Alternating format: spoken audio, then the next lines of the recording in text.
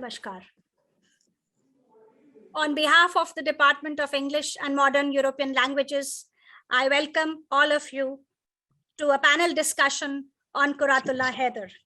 I'm extremely delighted that I have the privilege of introducing all of you to a brilliant translation of short stories originally written in Urdu by Qurratulain Hyder, and now in English translation, Beyond the Stars by Professor Fatima Rizvi. Qurratulain Hyder is one of India's greatest fiction writers. Her published work consists of 4 collections of short stories, 5 novels, and several novellas. She was a journalist, scriptwriter, and broadcaster with BBC, as well as producer emeritus AIR, All India Radio, and copywriter for an advertising agency. Among her many awards and honors are the Padma Shri, the Sahitya Academy Award, the Bharati Gyanpeeth, and the Padma Bhushan. I'm very happy that a brilliant scholar, an avid reader, a conscientious researcher, a much-loved teacher and colleague, Fatima Rizvi, has done us all proud, and she has come out with this collection. Fatima's areas of interest include post-colonial literature and literature in translation and adaptation, with a specialization in Urdu literature in translation. She was awarded the Meenakshi Mukherjee Memorial Prize by ICLALS in 2018 and the Jawad Memorial Prize for Urdu English Translation in 2019. Shadows on the Wall, Pen Portraits, a collection of Javed Siddiqui's translated essays, is forthcoming. I welcome you, Fatima. Thank you, Ranu. It's an honor to welcome Ms. Ritu Menon in our midst. Ritu Menon has been in publishing for over 50 years, the last 28 years as a feminist publisher.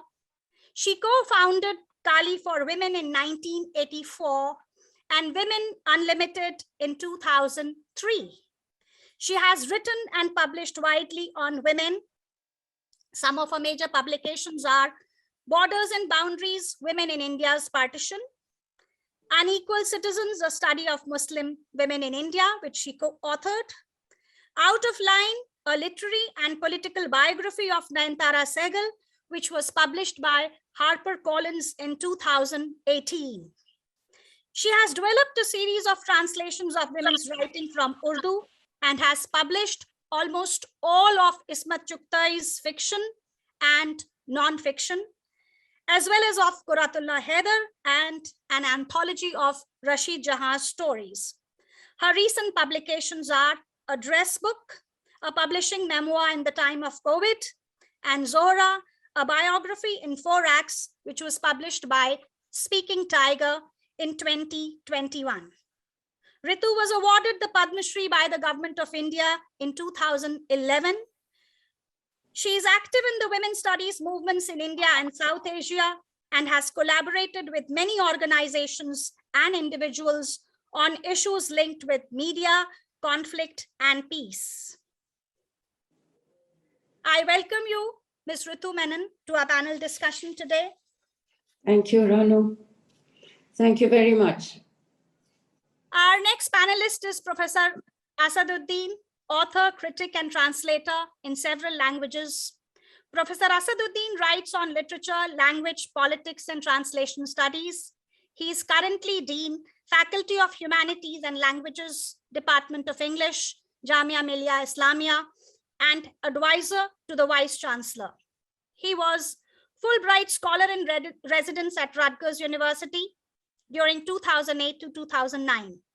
In the same year, he led a presidential seminar, Literature and Culture in Islam, Perspectives from South Asia at Raritan Valley Community College, New Jersey. Earlier, he was a Charles Wallace Trust Fellow at the British Center for Literary Translation at the University of East Anglia, Norwich in 2000.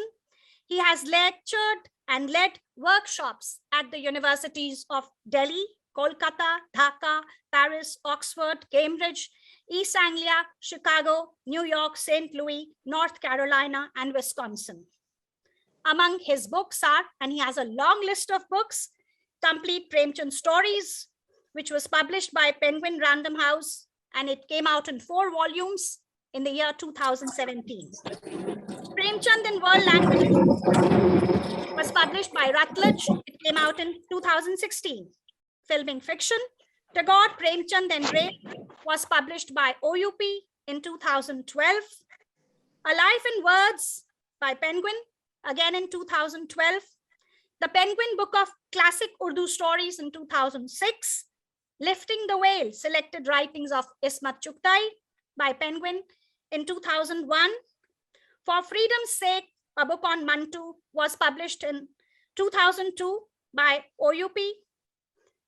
Joseph Conrad, Between Culture and Colonialism and Image and Representation, Stories of Muslim Lives in India. The two books were published again by OUP in 2000. He is the chair, Indian Association for Commonwealth Literature and Language Studies. He has been a recipient of several awards for his translations, primarily the Katha Award, Dr. A.K. Ramanujan Award, Sahitya Academy Award, and Crossword Book Award.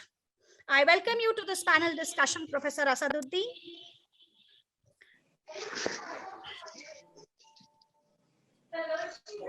Now, the first question that I would like to ask, I think, as a translator of the short stories, Professor Fatima Rizvi.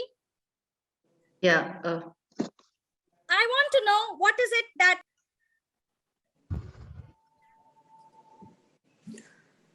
Can't hear you. We can't hear you. Ranu, we've lost you. Dr. Rizvi, Yes. Can't hear. can you hear me now? Yes. Yes. Yes. Sitaro se aage, Beyond the Stars and Other Stories. My first question is that what is it that led you to translate this particular text of Hyder? Because we are all very proud and we know that this was her debut collection of short stories. But what made you choose this particular collection for translation? Yeah. Thank you for this question, Ranu. The thing is that, I just thought that whenever we critique a writer or even, try to understand a writer, we all require to know the complete works of him or her. In Urdu, of course, Hyder is available to all her readership, but her English readership does not have access to the untranslated works. And she translated, I think most of us are aware of this, she translated or transcreated rather most of her works. But some of the few that had not been done were done later by Salim Kidwai. One was done by Professor C.M. Naeem. Most others remain untranslated still. So this was a time when, I had submitted my manuscript to Books International, my Khakas of Javed Siddiqui, and I was waiting to take up something else. And I have been engaged with research on Hyder for some time, and I had read these stories and I found them very interesting, though there was so much of controversy surrounding them. Nobody wanted to talk about them. If anyone did talk about them, it was only in passing. So I just thought, having read a couple of them, I thought that they would be very interesting to look at. After all, she when she talks about her own style, she talks about how she used abstractions and how she was very subjective and experimental in her earliest works. So that the Anglophone reader gets an idea, a chance to read and understand Hyder as she evolved, as she grew, as she developed, as she matured. I thought it was imperative to have these works out. And with this idea, I approached Ritu, and she agreed very readily. And I'm really very happy for that.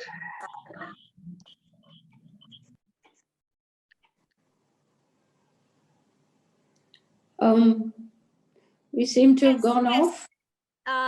Okay, Yes, there you are. yeah. Ritu, as you know, Fatima just mentioned that there's a lot of controversy around her stories. I can see that you have had a keen interest in Qurratulain Hyder and you've published her extensively. Why did you decide to publish Sitaron Se Aage? Actually, I am not aware of the controversies, so I'd love to hear from Fatima what the controversies were and why. But let me answer your question first. The funny thing is that we started publishing Annie Abba with her most well-known work, which is Agha Darya, her own transcreation, as she insisted on saying. That was the very first book that we published of her. So we started with her magnum opus and worked our way, actually, I won't say down, but worked our way across from, doing Fireflies in the Mist, which is Aakhir Shab Ke Hamsafar, then Mere Bhi Sanam Khane.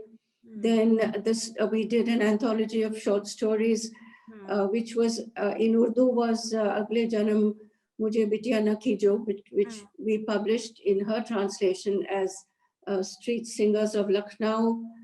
Then we did, of course, she was in the middle of attempting a translation of Kare Jahan when she passed away. Then we did Salim Kidwai's translation of Chani Begum and of Safina Dil. So actually we have come to her first work, her debut collection, Sitaron Se Aage, at the end. I'm actually fascinated by this. Why I think that it was very important to do this is that you actually begin to see in Sitaron Se Aage, you begin to see the writer at work. You begin to see her style as it would have evolved. It was fascinating to me to read those stories, and I'm so grateful that they have been translated, because otherwise, as Fatima said, they're not accessible to us. That's true. To see this writer, to see her beginning to develop her style in these very first stories, I can see where she's going in them. You can see exactly how she's going to move, but I can do that in hindsight.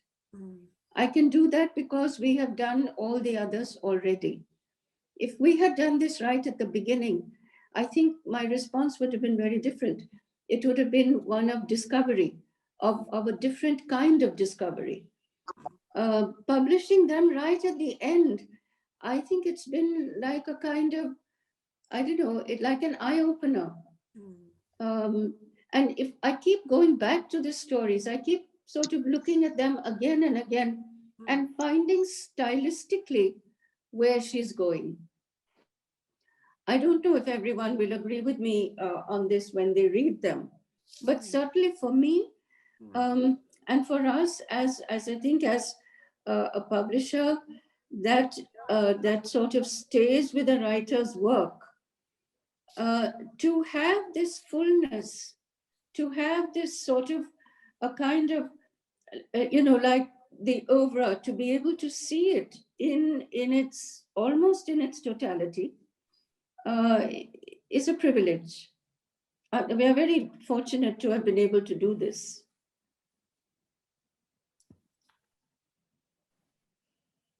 Thank you, Ritu. We all know that Women Unlimited has made a significant contribution by encouraging women writers. And as an editor, could you please share some of your valuable insights regarding women, and why is it important for women to get published? I mean, it's important for many reasons. I think as far as we're concerned, one of the most important reasons is for us to be able to present a perspective and an experience. And of course, then to see what is it that women write, what is it that they begin to write, how is it that they choose particular forms, why do they choose particular forms, why is it that we find them writing, in the early years, we find them writing autobiography more than anything else. We find them writing letters, we find them writing poems, we find them writing short stories. We don't really find them writing novels, not until much, much later. Why is that? I mean, it's a big question. Why do women choose the forms they choose? And one of the reasons that we think they do so, or that they say they do so, and this cuts across languages and across the country, is time and space. Any number of women have said, well, we jot down ideas for stories while traveling on the bus, or while stirring the pot, or while, doing some housework. And then whenever we have a little bit of time, we jot it down. We jot down a poem, we jot down a short story, an article, a short piece. But the kind of leisure and space that a novel, a much longer form, requires is much more difficult to come by. So that was one of the things that we found was very, very interesting. And then in that case, how do they choose subject matter? What is it that they choose to write about? What is it that they do not write about? I mean, all of these things come into play. And when you sort of put them all together, when you look at the full picture, then you get a very expansive view of what this thing called women's writing is. I'm not making any essentialist argument here. I'm simply speaking from the experience of having published over these 25, 26, 28 years, a range of women's fiction and non-fiction writing from very, very many Indian languages in translation, to see a kind of what is it that you find when you are able to make available this range of work. Is it a particular experience? Is it a particular perspective? Is it a particular preoccupation? Is it none of these things? But until we do that, we will never know what it is that we're talking about. So I guess that's the short, long answer. Or the long, short answer. Absolutely fine, Ritu. We'll move on to Professor Asaduddin. Professor Asaduddin has been involved with reading, writing, and talking about Hyder writers like Ismat Chugtai. Professor Asaduddin? I'm with you. Yes. We all know she belonged to that era when progressive writing was on, and most of the writers were talking about social issues. Now, what is her position with regard to PWA? Professor Uniyal, let me begin by saying that what a pleasure it is to share this platform with all of you on a writer whom all of us loved deeply. I remember I shared, along with others, many an evenings with her in excellent conversation. She was an excellent conversationalist. She opened up in small gathering, and when you heard her talking, you felt that history is unfolding, culture is unfolding. You are looking at civilization with new perspectives. And I think Ritu would bear me that, because she had had a long association with her. And also huge compliments to Ritu and her publishing house for publishing her so beautifully, so imaginatively, so impeccably, so impeccably. Thank you. When I was reading Beyond the Stars, I just told myself that, look here, let me find something, some error, some printer's error, some typo, some mismatched line somewhere. Believe me, there was none. And thank you. And this can happen when you love a writer so deeply that you spare no effort to present her in her best form. And I'll come to Professor Ranu's question just a minute later, just to take off from where Ritu had left about considering these stories as some kind of immature writing. These are not immature stories at all. When you go through them, you feel that perhaps a precocious but a mature writer speaking.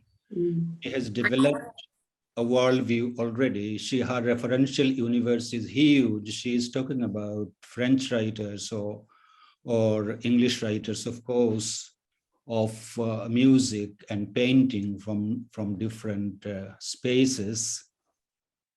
And you know that she's developing her style, ironical, facetious, as it continued right through, though it gathered more intensity as she moved along, and in Ritu's word, they acquired fullness and plenitude. But you find many of those elements there. So again, I feel that these stories will be an important contribution in understanding the evolution of the writer. You can't dismiss them as mere juvenilia. And about her dissatisfaction with the progressive writers movement, it's not only she.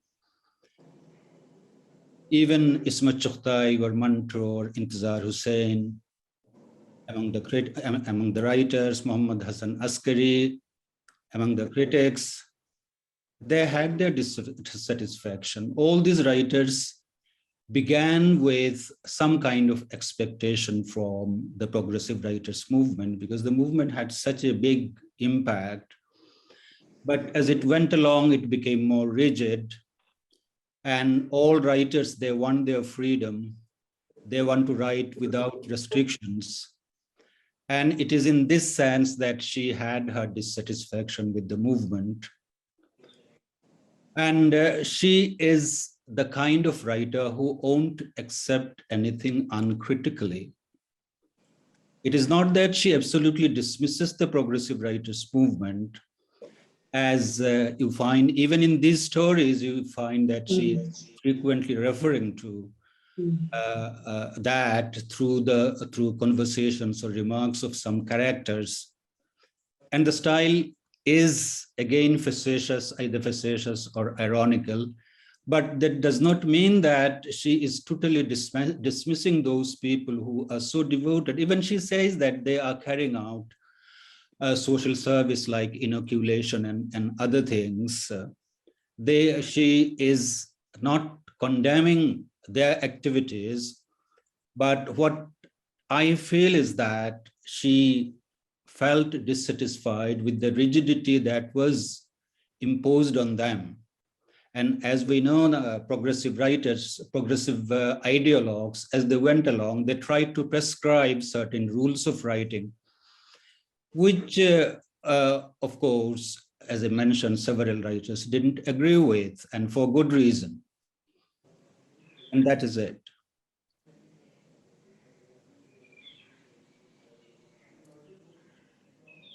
I think you're absolutely right, Professor Asad, because there is the beauty of our language and the use of our metaphors and the images, the striking images that she uses in her stories, and everything comes across as something which is, which does not belong to this world.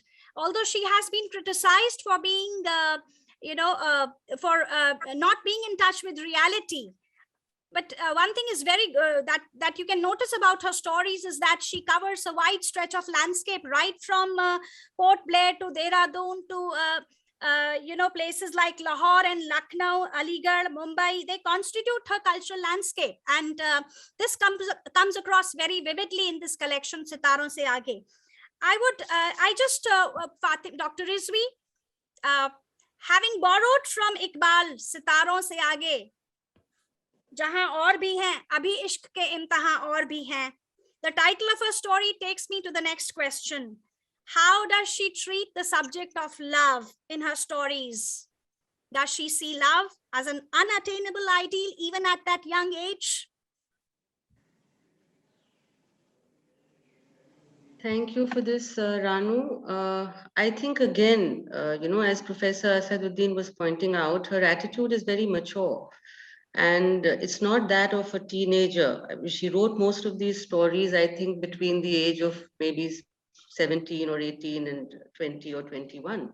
And for that age, her attitude is surprisingly mature. even in Iqbal, as in Urdu poetry, love or ishq can be treated in, there are many, many interpretations, many layers, and many levels at which it operates. And so also in Hyder. So what we see in her is a very complex understanding of this sentiment. Uh, Being a young woman, I think the idea of falling in love or being in love is very relevant to her. But that relevance is not limited to, a fairy tale ending. Uh, Most of her stories are peopled with men and women who definitely seek falling in love, or they go after it, but whether they will attain it or not is a major question. And it is only later that she would talk about love for the country, or love for humanity, or on larger levels, or on platonic levels, or uh, uh, in other ways. But right, in this particular collection, it is certainly romantic love. But again, the idea of romance is, or the idea of being in love, or the idea of falling in love is given precedence over, the sentiment actually, working out. So we have also that I felt while I was translating these stories, that many of the sentiments may echo her own. So she balks at young women or men who are helplessly in love. She criticizes, or she laughs at, you know, people who believe only in falling in love. She knows that there are other vistas. She knows, this whole idea of jahan aur bhi hai, or there are many other ways of many other things to do other than falling in love. So, again, the idea, that there is much more beyond this whole idea, meets the eye more readily than the idea of actually falling in love. So, yeah, it's a very mature way of looking at things, I would imagine. Thank you. Can I just come in for a minute there, Ranu? Yes. I mean, two things struck me when Professor Asaduddin was speaking about the progressive writers movement. And of course, yes, I totally agree. Sitaro Se Aage is not an immature work. No, not at all. I certainly didn't mean it in that sense. What I meant was that you can see the shoots of her style emerging. She was experimenting. She was playing around. She was being extremely inventive. She was innovating. She was trying to find her voice. It was in that sense that I spoke of it being a sort of, as on the edge of her sort of development.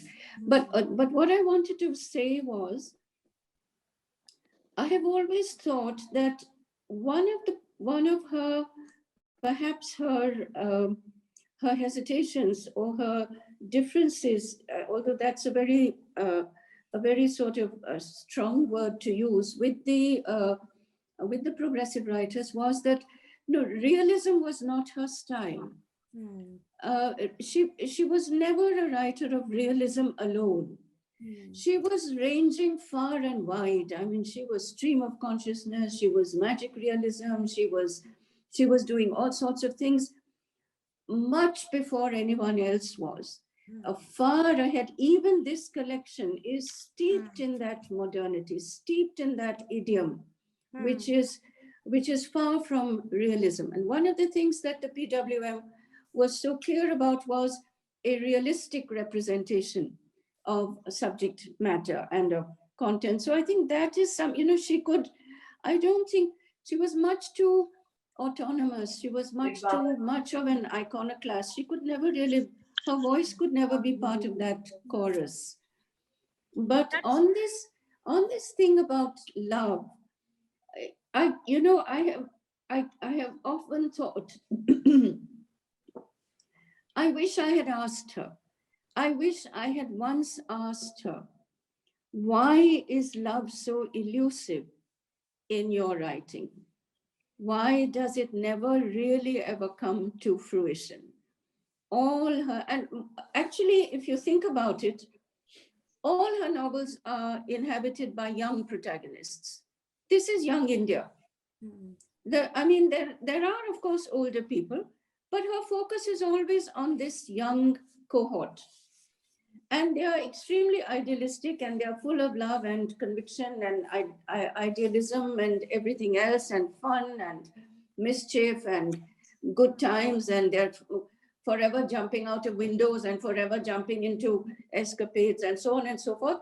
But somehow this love eludes them. And I regret not having asked her, what is this that keeps you from actually, allowing it full play? And I know there were other things that I asked her about on occasion, and she would just say, "Choro is baat ko." I mean, she would simply not want to get into it. But I'm saying that it would have perhaps, if one had persisted, it might have given us an insight into how she really kept love at arm's distance, in a sense. I don't know, maybe I'm reading into it what isn't there, but I certainly think that it's an aspect of her writing. I think you're absolutely right, Ritu, that Qurratulain Hyder was way ahead of her times. One is struck by the maturity of her thought and the variety of themes that she deals with. Her youthful candor is marked with a certain sadness, even in this collection, which was written when she was so young. That sadness which runs through the entire collection. The lovers don't meet. Sometimes they don't even express their feelings for each other. So that certainly, speaks a lot about this author, because she was very mature even at that age of 16 or 17, 18 when she wrote these stories. And how, she talks about her multiculturalism becomes vivid. It is absolutely vibrant in her stories, because there is this syncretism, there is this desire to embrace the human world, which is very distinct in most of these stories. Here is an open question which any one of you could answer, because you see, when we talk of Qurratulain Hyder, we say that she belonged to a different era and was of a different class. As a writer who speaks of partition and other social issues of her times, is the appellation pom-pom darling justified?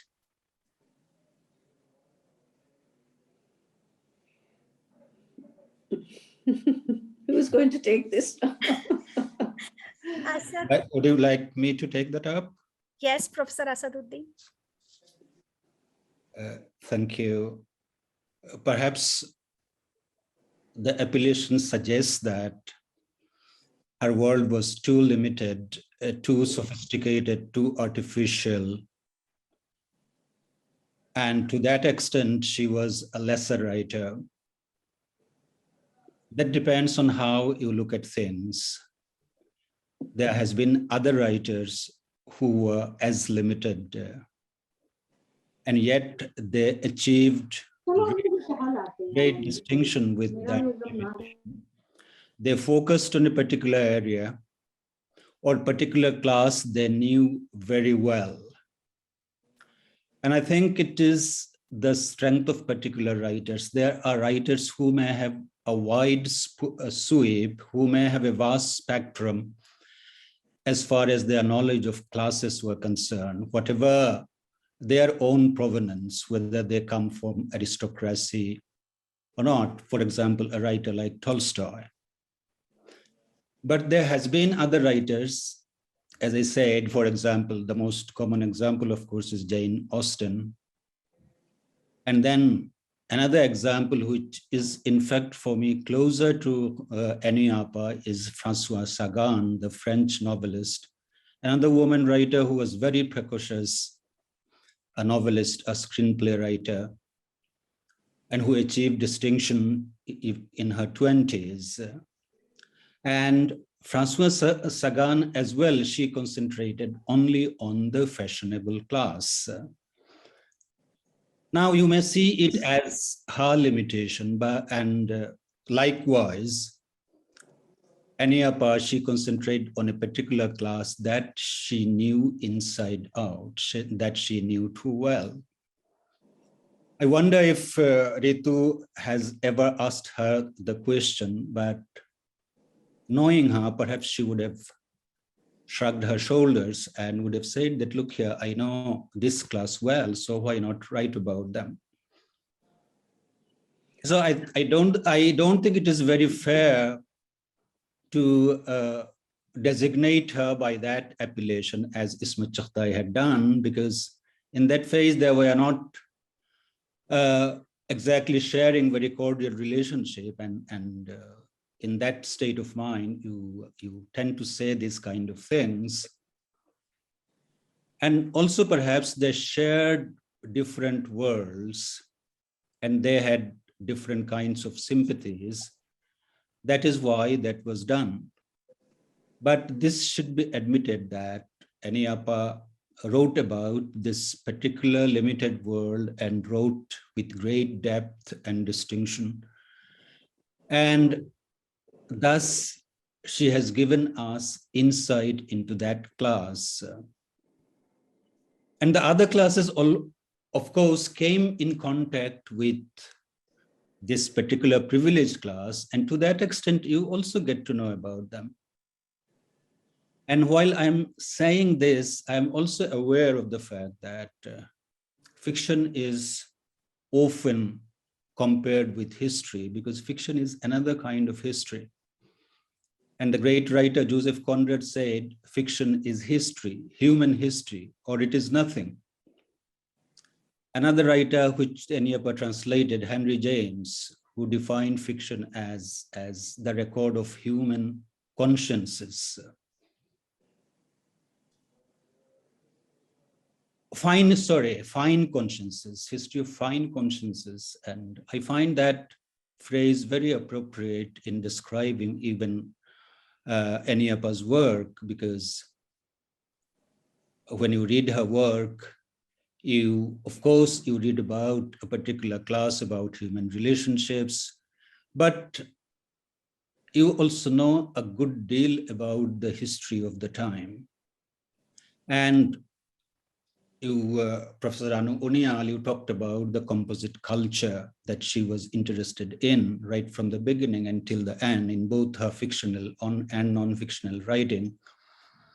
She tried to depict that culture of inclusion, which she liked much. And I believe that if anyone has to explore or know about that syncretic culture, a composite culture, culture of inclusion, there would be no better source than Qurratulain Hyder's novels.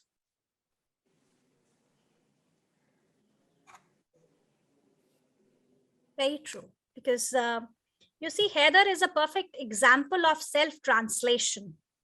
And in her act of transcreation, she has been given a space alongside Marquez and Kundera. Now, could you please, again, this is an open question where could you please talk about the difference that lies between self-translation by Hyder and translation done by Hyder? Yes, thank you. Very interesting question. Marquez and Kundera, they didn't, or Kundera doesn't translate himself as Anyapa had done most of her work. And this is an aspect of translation studies that is very interesting, because this practice of self-translation, it differs from writer to writer. But the general pattern that we see is that a writer generally thinks of herself or himself as the possessor of the work, and to that extent, she can do whatever she likes with the text when she is transforming the text from one language to another. And on this, I had some conversation with Anyapa, and she was categorical about this, कि भाई ये तो मेरे काम है, मैं जैसे चाहूँ, जो चाहूँ उसके साथ कर सकता हूँ. And these writers, perhaps they do not think, even while they are translating, they don't think themselves merely as translators, but creators. They can't see themselves, seeing themselves as creators. With Anyapa, this is not only translation, and I know that in her big work, Kadariya, to get out of this rigmarole, perhaps she said transcreated from Urdu to English. Ritu can tell us why she used this word transcreated rather than translated, because transcreation is a term that is of, we know that is of Indian origin and came into the English dictionary in 1996, mainly because of the practice or coinage by P. Lal, Purushottam Lal of Writer's Workshop. As I said, self-translation has been studied by translation theorists by André Lefebvre outside India. And in India, Sujit Mukherjee talked about this kind of translation as new writing. He talked about this art with special reference to Tagore. Tagore, when he translated himself, Tagore, to my knowledge, he hasn't translated any fictional stuff. He translated only poetry written by himself. And the same attitude exists there, that it is either new writing or rewriting, not translating in the conventional sense of the term. Anyapa, when she translated her work, sometimes there were, of course, huge changes. Sometimes it became almost unrecognizable. I remember there was this story, Jin Bolo Tara Tara. I wanted to translate one of her stories, and I approached her. And he told me, भाई मैंने तो सारा कर लिया है, तो ये एक स्टोरी तो अभी सामने है, बाकी है वो कर लो तुम. Right, and then after a couple of weeks, I find that story translated herself, published in the book review, if I remember correctly.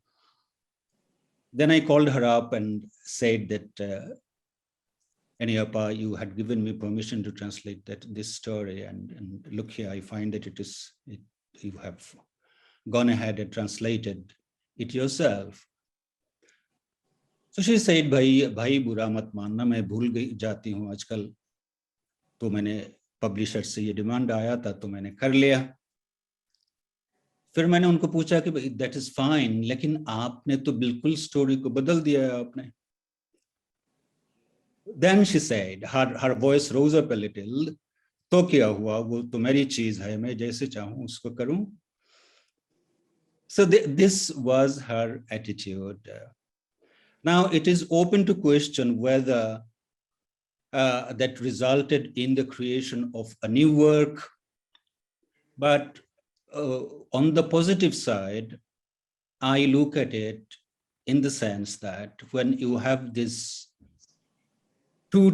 almost two texts, one not closely following another, but bearing the same title, you find the textuality of the work extends further. You look at the original, you look at the translation, and you get something more than either the original, the real original, or a close translation could have given. So, then again, perhaps combining both of them, you can go on and make an optimal text. that is of both. Any number of texts. Yeah. Right. I don't know, of course, with Anyapa, this has always been a very vexed issue. I mean, it has come, it comes into every conversation, almost any conversation on her. There is a discussion about her as her own translator or transcreator of it. And by the way, Asad Bilal coined that term not in 1996, but in the early 1980s when he did the Mahabharata, because I was involved in editing that. I used to work with Vikas at the time. It was included in Oxford Dictionary in 1996. Now, in the dictionary, yeah, but he coined it much earlier. When he did the Mahabharata translation, right. That was one of the points that he insisted on. Anyway, that's just a little detail. Now, I was going to say something else. And of course, taking off from everything that Asad has said as well, there are two things here. One is an author translating their own work and a translator working on the author's original. Okay. Now, we know for a fact that it is not only the author who can change her own work when she translates. We know that translators can also change the translations. We have multiple translations of Thomas Mann, multiple translations of Tolstoy. Works come up for retranslation all the time. And we see that those translated texts are also different, one from the other. So it is not, a translated text is not frozen in time. It is revisited. It can be redone. Books are being retranslated all the time. And each translation is a different iteration from the first translated text. And we know that this happens with the Latin American writers, with the French, with the Russians, and so on. We've seen this happen again and again. Okay, so that's one point, that even the translated text is not written in stone. It will change with the translator. And the translator's, how should I put it, sensitivity to the original as well as to the target language. Both things can happen. Now, in Anyappa's case, for example, when we were working on our Qadarya, and of course, she tossed out chapters, whole chapters. She abridged. She did more than transcreate. And so in a sense, yes, Sujit was right when he said, this is new writing. And in a sense, he is not right, because while we were working on this, I asked her, I said, Anyappa, are you sure you want this to go? And she said, देखो, जब मैंने ये उर्दू में लिखा था, इसका अलग मायना बनता था. अंग्रेजी में, this is irrelevant. I do not need to tell an English readership, an English language readership about X, Y, Z, whatever it is that she had elaborated in the Urdu original. Then she said, देखो, this is not necessary. This endless sort of introduction of this character again and again, this is not necessary. Isko bhi chodo. Okay. So this brings us to another point, which is, it is given to very few writers to rewrite their work, even in the original. And yet I can say with complete honesty, there is not a single writer I know whom I have had a conversation with, a writer of fiction, who hasn't said, if I had the chance, I would rewrite that book. So rewriting, in my view, is a very understandable response. A writer who translates her own work has the possibility of doing that. Now, whether we agree or we don't agree, whether it's a good thing or a bad thing, that's another discussion. And of course, it's an arguable point. I know that Sujita was extremely particular about this, to the extent that when he was a jury member of the very early Crossword Awards, he disqualified Qadariya from consideration because he said we cannot accept a work that has been translated by the author herself. To that extent, he was extremely clear about what was a translator's responsibility and what was the self-translator's responsibility. Okay, I mean, these are points of view, and we can agree or disagree. And we can have a very profitable and a very productive exchange on it. But I'm saying, as far as Eniapa was concerned, in her case, this was not an issue. It was not something that she was sort of, conflicted about. In fact, she said to me, she said, "Ye jo ab Qadariya jo tumne chhapi hai, this is now the master text." So when Raj Kamal wanted to reissue it in Devanagari, mind you, it had already appeared in Devanagari when the original was published 40 years earlier. She said, "Unko keh do that they must use this version to translate from." And all the translation rights that we negotiated later, whether it was Italian or it was Norwegian or whichever language it was, she said, "Please tell them to use this as the master text, not the Urdu original." Now that, in my view, was a very radical decision that she made. But as she said, "Dekho, jo 50 saal pehle likha tha maine, uska aaj maina bilkul alag hai." I mean, we can, of course, as I say, we can argue with that, but that was her rationale for it. So, and she did the same with book titles.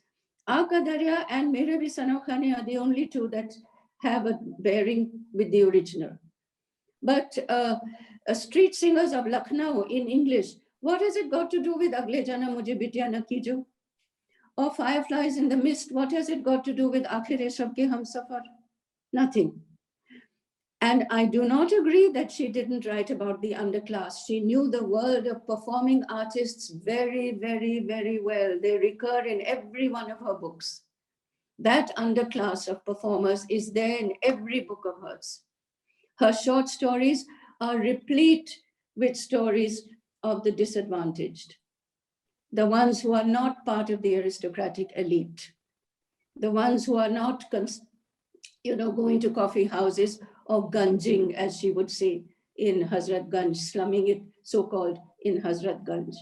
They're all, and she had, I think, a very acute, but a very different sensitivity to this class of people. She was not going to rescue them.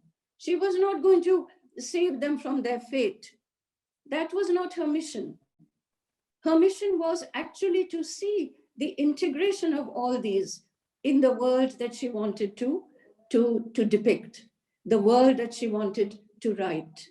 They were all, and in Qadariya, my goodness, look at the huge range of characters in it. From the bhikari outside the temple and you just look at that richness of a cast of characters in Qadariya. It could not have been written by someone who did not have that very sharp sense of observation, which can only come by looking closely.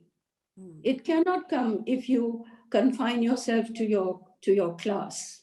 So I have always had a slight discomfort with that focus on her, being a writer of the elite or being a writer of the Talukdari, as Atya Hussain was, for example, who wrote very differently when she wrote about the Tangewala or the Rikshawala or the Bikarin. She wrote in with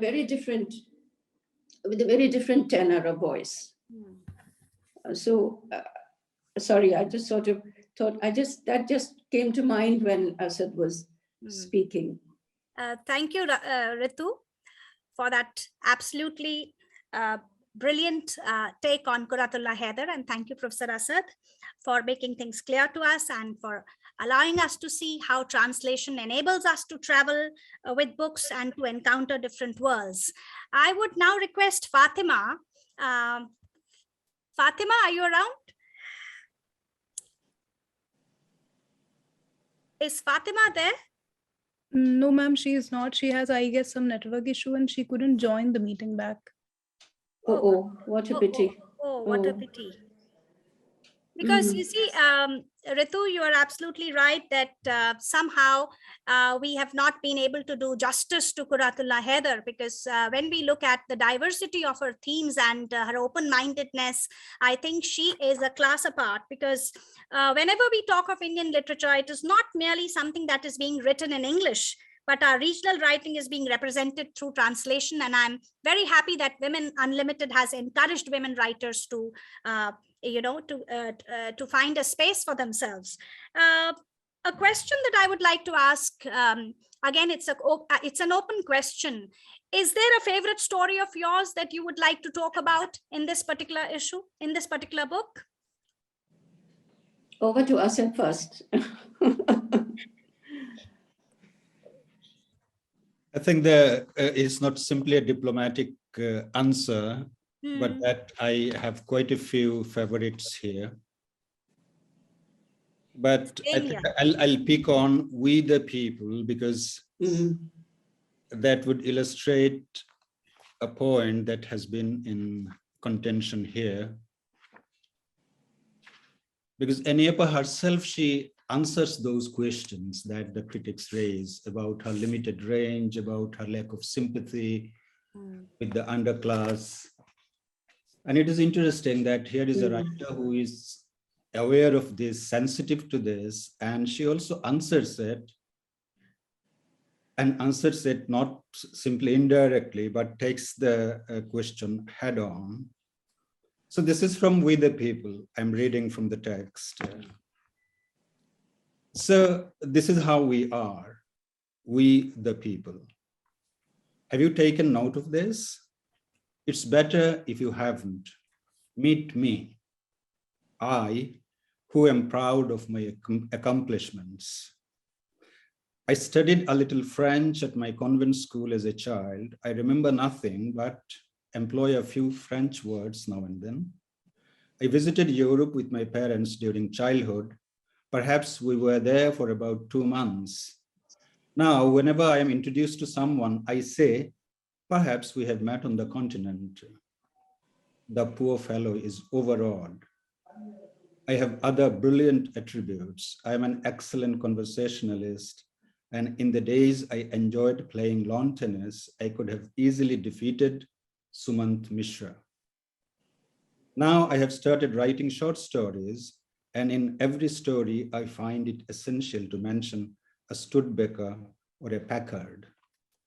So this is what she was accused of, and she is taking on her critics frontally, and she's not at all apologetic about it. And that is it. We may go on debating the question. As Ritu said, we might disagree, agree or disagree with her attitude, but her sympathies ran wide. Of course, we can explore the question that when she mentioned about those underclass, whether she had the capability to conceive those characters from inside, or whether they have been described simply externally. As Ritu said, she had no plans to rescue them, but she depicted them as they appeared to her. And then to keep on the conversation, we have talked about, Ritu has brought in the question of multiple translation. And this is such an interesting subject. We know that all the Western classics, never mind the language, have been translated over and over again, a phenomenon that is starting in India. And maybe if Women Unlimited is ready to give the rights, even perhaps Qadariya would be translated in English or retranslated into English, but it has happened with novels like Godan and other novels. And when a letter-day translator translates or retranslates a work, she has her own take on it because she is now placed in perhaps different social or historical circumstances. She is an ideologically loaded person, perhaps with her preferences. She is at a particular cusp or particular juncture of history when, I know all human perspectives, they evolve. And from that point of view, to that extent, your practice of translation will also evolve, not only thematically, but linguistically. For example, even if you are translating from French, we know that you can't use the word mademoiselle now, because that has been dismissed almost legally out of context, that is offensive to give away the marital status of a woman. As you can't perhaps use the word Negro, and there are many other terms. So we find that a translator's job is also very, very critical. That it is not simply that you have a text before you and you go on mechanically translating it. You have to first absorb the text, particularly with literary text, absorb the text, assimilate the text. And this text, for example, any of us, each novel has a huge context or several contexts which makes the universe of meaning for her. The universe of allusions and references, and all these allusions are so significant. Now, when you translate the text, you transfer it from one language to another. But how do you translate all the context at the same time? Are you able to do that? So that is another point, that how adequately can you represent a writer who writes such novels, culturally rooted novels, culturally informed novels, into another foreign language? And these are important points of discussion that leads to excellent classroom discussions for us. Yes. Right. Because whenever we talk of translation, we also ask this, whether it is important for us to be loyal to the original text. And since Professor Asad, you have translated a lot of stories, just a general query, what is it that you look for in a good translation? That is a huge and debatable question. what the minefield. Yeah, translation. Let us first. Yes, very good. Fatima is here. Yeah. Oh, she's back. Yes, Yeah, I'm so sorry. So I'll be brief since the question has been asked. Yes, please. Yeah. I'll be brief. So the question of loyalty or fidelity, that fidelity theory has been thrown out of the window in modern times, because fidelity or loyalty to what? To the words, or to the sense, or to the spirit, right? So it is not simply the words and lines on the page, but the whole context and the whole spirit of the text. That is the attempt of the translator to transfer from one culture to another culture. So it is not loyalty in the limited sense of the term. In translation criticism, we use these words that the translation is close to the original, right? So we have to use this term in translation to make things readily accessible to the readers, not to become too complex. But at a deeper level, we always debate or problematize what that closeness is. Closeness to the written word, closeness to the subtext, closeness to the silences, because all these issues are important. I'll hand it over to Fatima now. Yes, Fatima, welcome back. We've been discussing. Thank you. I'm really sorry. I just got lost. I would like to know, what were the challenges faced by you while translating Qurratulain Hyder? Well, I think more than challenges, I would like to say I had to negotiate, more than just how to translate what you see. For one, her sentences are long, her ideas are complex, and she's thinking about many things at one and the same time. So, apart from simply the fact that you translate one language and one culture into another, very different one, there were all these dynamics of ideas, multiple ideas, layered meanings, and, images, metaphors. How do you translate all of those into a completely different culture in a different language? So I think I was negotiating, and all translators do negotiate how to, bring the best of the text out, the essence of the text. Uh, what really helped was that I was, embedded in the Urdu culture and in the Urdu language as much as I am perhaps in the English language. Definitely, it's not my own language, but that embeddedness also matters a great deal. So, apart from that, I mean, this is the more complex, or the more, I would say, the the the involved aspects of translating her. But apart from that, there are these many references which she makes, these cross-cultural references, as Professor Asaduddin was pointing out earlier. There are references to French writers and actors, and American and British and cultural text, Persian, Urdu. Iqbal is there throughout the text.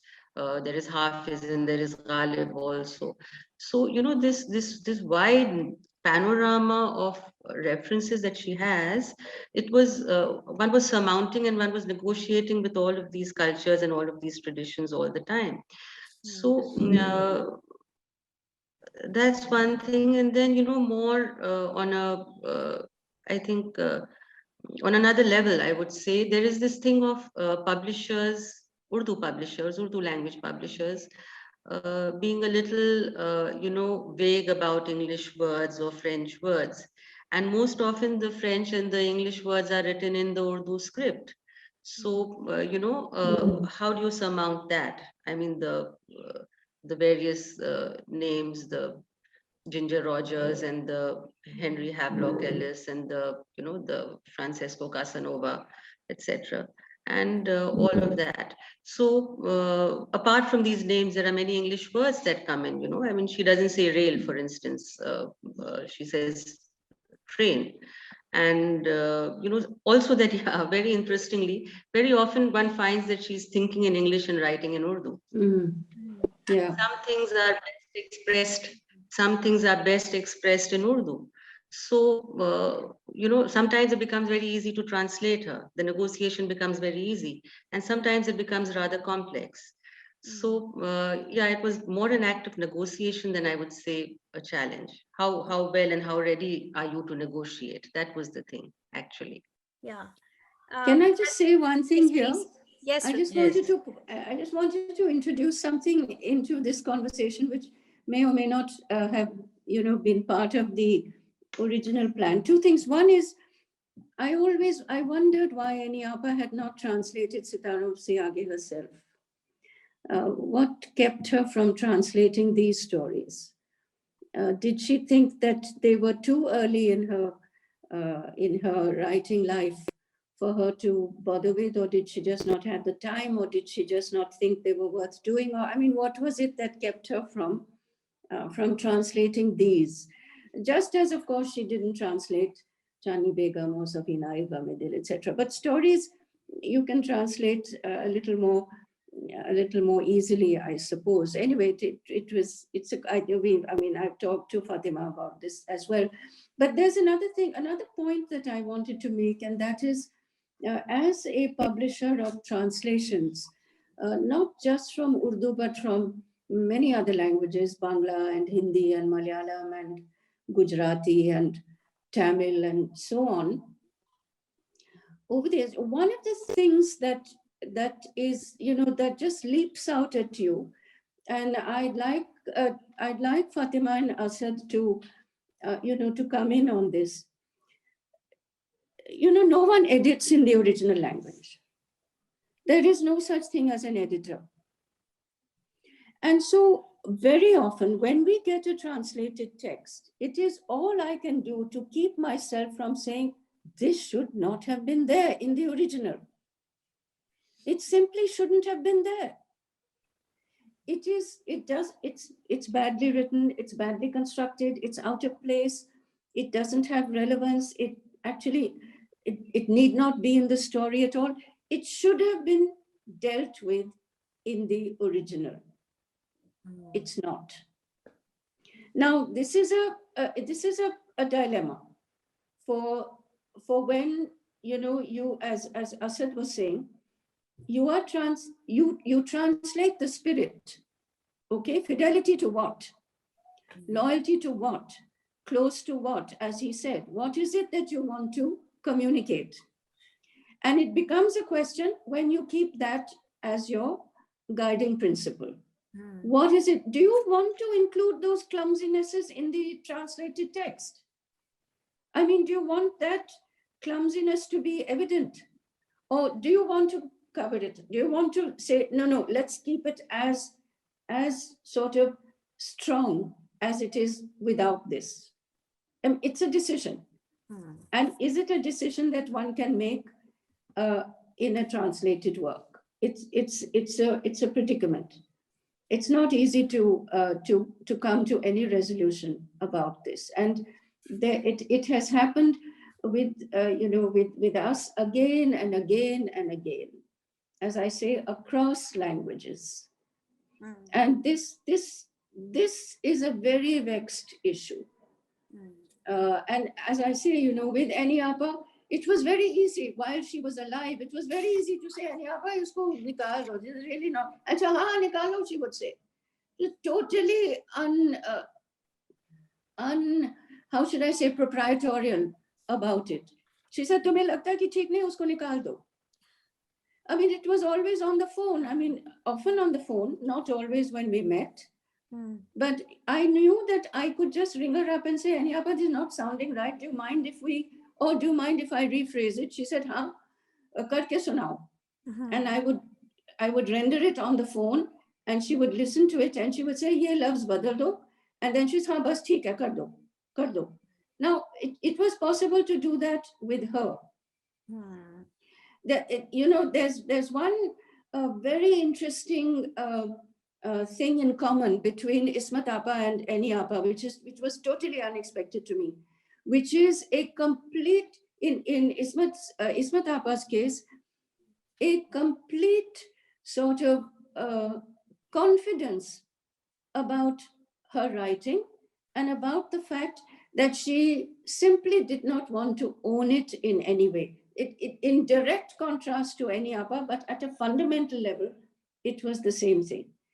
I remember when we were doing Lihaf and other stories, and I went to meet her, and she said, Nani, ha karo. She said, jo chaho karo. And said, quite the opposite of Any Apa, who would say, as she said to Asad, ke maine kar diya. But she said, Nani, zahar ka pyala zarur chhapna. So I said, of course, zahar ka pyala zarur chhapenge. Aap mujhe wo afsana, agar aapke paas hai, aap mujhe de dijiye. She said, mere paas nahi. Aapke paas kahin na kahin to copy hogi. She said, mere paas kuch nahi hai. I said, shayad Seema ke paas hogi, her daughter. She said, usi ke paas kaise hogi? So I said, to phir Ismat Apa, aapke paas apne afsanon ki koi bhi copy nahi? She said, Nani, I'll never forget this. She said, Nani, afsane sikka ke maafik hain. Jitna ghume, utna acha hai. Wow. She had absolutely no sense of ownership. I thought this was astonishing. And, as I say, it was quite the opposite of Any Apa. But Any Apa had the same, nothing was sacrosanct in her writing. It could be dispensed with, as long as she was doing the dispensing with. So, it's a particular relationship to your work that I think is very remarkable. Can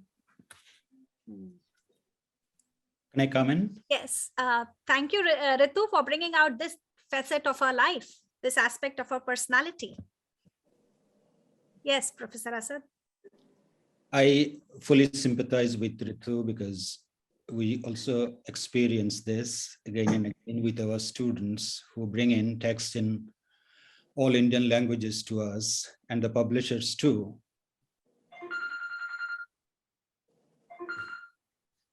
You know, the best of the writers in the world, not excluding Nobel laureates, they benefit immensely from their editors. And this is something that has not been the convention, that has not been in the culture of Indian writing in all the languages. The convention was that whatever the great writer produces, it should be accepted without putting the red pencil or blue pencil to the script. And that has been the bane of our language writings. In English, what happens that all the conventions are settled. How to write a paragraph, where a paragraph, the sense of a paragraph, where it should end. The punctuations have been well settled. Indian language के script आप देखेंगे तो आपको लगेगा कि वो everything is subjective. वो अगर क्वेश्चन मार्क्स लगा रहे हैं 3, 4, 5 लगाते जा रहे हैं, डॉट्स लगा रहे हैं तो कई डॉट्स लगा रहे हैं, and repetitions because there is no check at the editor's desk. I'll take just a minute to tell you an anecdote which is interesting about Abdullah Hussain, which will illustrate the point.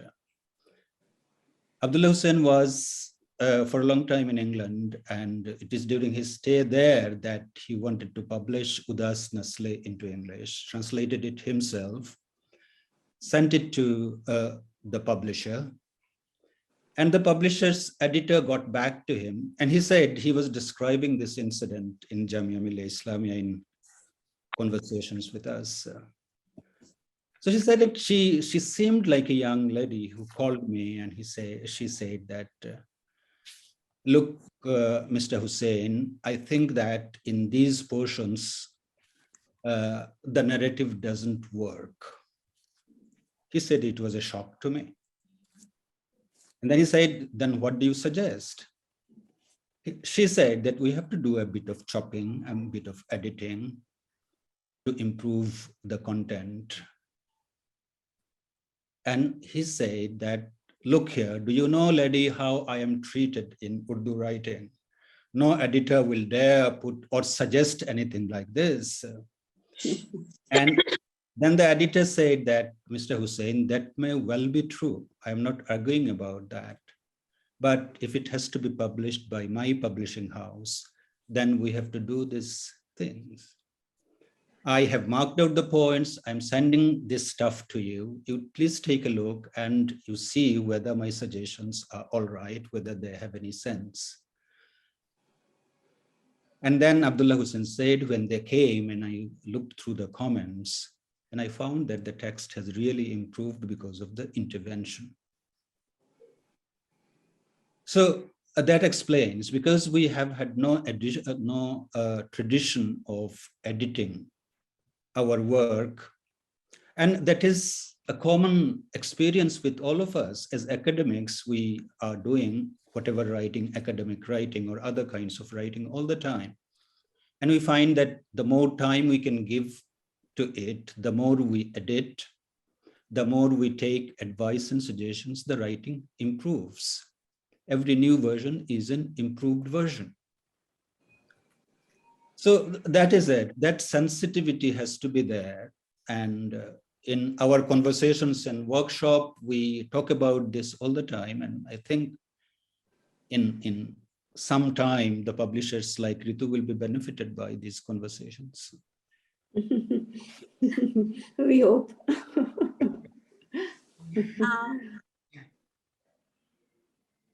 Yes, Fatima? Is there, like most of your stories read very well, almost all of them have been have been translated beautifully.